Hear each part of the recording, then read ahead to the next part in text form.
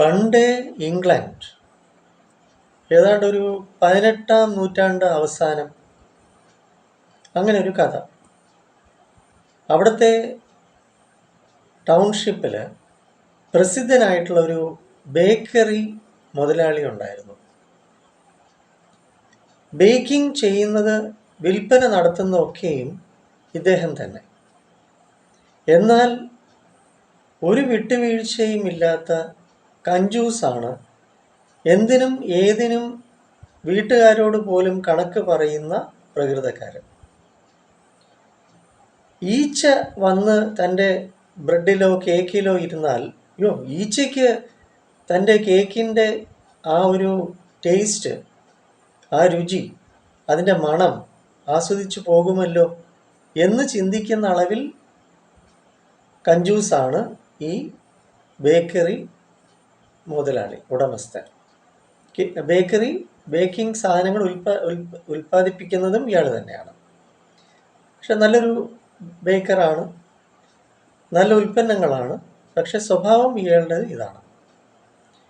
എന്നാൽ ഇയാളുടെ ഈ ബേക്കറിയുടെ എതിർവശം, കാരണം ഇയാളുടെ ബോർമയെല്ലാം ഈ ബേക്കറിക്കകത്ത് തന്നെയാണ്. അപ്പോൾ ഇയാളുടെ ഈ ബേക്കറിയുടെ എതിർവശം പാവപ്പെട്ട ഒരു കർഷകൻ ജീവിച്ചു വരുന്നു. അല്പമായ ഭക്ഷണം കഴിച്ച് ജീവിക്കുന്ന അങ്ങേര് ഈ ബേക്കറിയിൽ നിന്ന് അങ്ങോട്ട് ലഭിക്കുന്നതായിട്ടുള്ള മണം, ആ ഒരു ഭക്ഷണ സാധനങ്ങളുടെ സ്വാദിഷ്ടം, അങ്ങേര് അല്പമായിട്ടുള്ള ഭക്ഷണം കഴിച്ചാണെങ്കിലും ഈ ബേക്കറിയിൽ ലഭിക്കുന്ന മണം അങ്ങേർക്ക് ആ ഗന്ധം ആശ്വാസമാകുമായിരിക്കും എന്ന് ഈ ബേക്കറി ഉടമസ്ഥൻ കരുതുന്നു. എടാ, എൻ്റെ ബേക്കറിയിലെ മണം അയൽപ്പക്കത്തെ കർഷകൻ ആ മണം സ്വീകരിച്ചുകൊണ്ട് ആ ഭക്ഷണം കഴിക്കുന്നു രുചിച്ച് എന്ന് ഇയാൾ ഈ കർഷകനോട് അതിനുള്ള ബില്ല്, അതിനുള്ള പൈസ എനിക്ക് അടയ്ക്കണം, നീ എൻ്റെ ബേക്കറിയിലെ മണം ശ്വസിച്ചുകൊണ്ടാണ് നീ ഭക്ഷണം ആസ്വദിക്കുന്നത്, അതുകൊണ്ട് എനിക്ക് അതിൻ്റെ ബില്ല് തരണം, അതിൻ്റെ പൈസ തരണം എന്ന് വിഷയം ഉണ്ടാക്കുന്നു. അപ്പോൾ കർഷകൻ പറഞ്ഞ് അത് എവിടുത്തെ ന്യായം? അപ്പോൾ ഇയാൾ കൊടുക്കത്തില്ലെന്നായി. അങ്ങനെ ഈ ബേക്കറി ഉടമസ്ഥൻ കോടതിയിൽ സമീപിക്കുന്നു. അന്നേ കാലമാണ്. എന്നിട്ട് പറയുന്നു, ഇങ്ങനെ എൻ്റെ ബേക്കറിയിൽ നിന്ന് ഉണ്ടാകുന്നതായിട്ടുള്ള മണം ഇയാൾ ശ്വസിക്കുകയും ആ ഗന്ധം ഇയാൾ സ്വീകരിക്കുന്നുള്ള പൈസ എനിക്ക് തരുന്നില്ല എന്ന് പരാതി ഉന്നയിക്കുന്നു.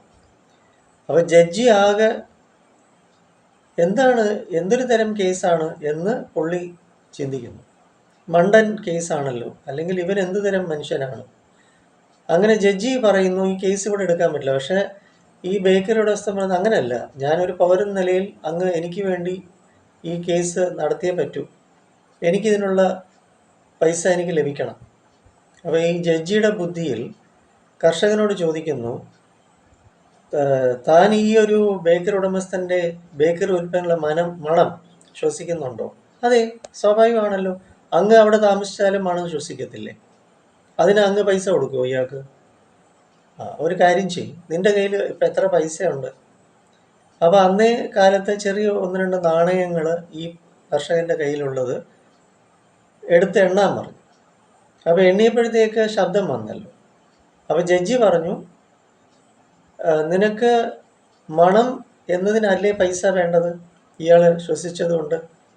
ഇയാൾ പൈസ എണ്ണിയപ്പോൾ അതിൻ്റെ ശബ്ദം കേട്ടില്ലേ? അപ്പം നിനക്ക് ആ ശബ്ദം കേട്ടതിലൂടെ ആ പൈസ കിട്ടി എന്ന് ഞാൻ വിധിച്ചിരിക്കുന്നു. മര്യാദയ്ക്ക് ഇറങ്ങിപ്പോയിക്കളാൻ പറഞ്ഞു കോടതിയിൽ നിന്ന്. അങ്ങനെ ആ കേസ് വിധി കൽപ്പിച്ചു ജഡ്ജി ബുദ്ധിപരമായിട്ട്. അപ്പം ഇങ്ങനെയുള്ള കഥകളൊക്കെ വായിച്ചാണ് ഞാൻ എൻ്റെ കുഞ്ഞുനാൾ മുതൽ വളർന്നു വന്നത്. ആ ഓർമ്മകളാണ് നിങ്ങളോട് ഞാൻ പങ്കുവയ്ക്കുന്നത്. ഇന്നേ കുട്ടികളും പുസ്തകങ്ങൾ വായിക്കട്ടെ, ബുദ്ധിപരമായിട്ട് വളരട്ടെ. ഞാൻ കൊല്ലം ഐത്തലിലെ മെഡിറ്ററേനിയൻ ഹോസ്പിറ്റലിലെ സൈക്കോളജിസ്റ്റാണ്. Counselling, psychotherapy, hypnotherapy, child psychology, adolescent counselling, family counselling ഒക്കെ ഉണ്ട്. NP സ്കൂൾ ഓഫ് തോട്ട്സ് നമ്മുടെ മുഖത്തിലേലും സ്വന്തം സെൻ്ററാണ്. ഇവിടെയും കൗൺസിലിങ്ങും മറ്റും എല്ലാം ഉണ്ട്. 9605743596 ആണ് എൻ്റെ നമ്പർ. അതുകൊണ്ട് ഇന്നേ കുട്ടികൾക്ക് സ്റ്റുഡൻസ് ലേണിംഗ് സപ്പോർട്ട് വളരെ അത്യാവശ്യമാണ്.